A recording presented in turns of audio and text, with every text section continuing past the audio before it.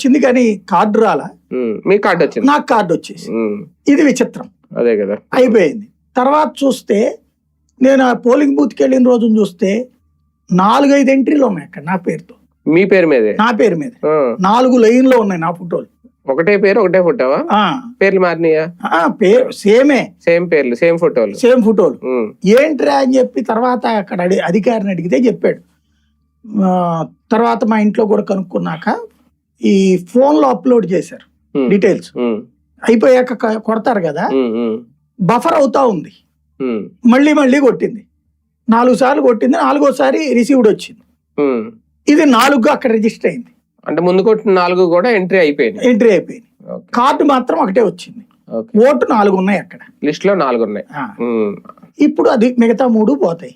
అవును, అదే మరి అయ్యే డబుల్ ఎంట్రీలు అంటే అయ్యే. ఎవడన్నా మనమే 4 ఓట్లు వేయమని అడుగుతామా వాడిని? అప్పుడు పోనీ వెళ్ళి మనం తీసేయండి, అప్పుడు వెళ్ళి అధికారులు అడిగి తర్వాత ఆటోమేటిక్ గా పోతలేండి సార్ అన్నారు. మీరు వేరు కదా సార్, ఓటు వేరేదేమి అన్నారు.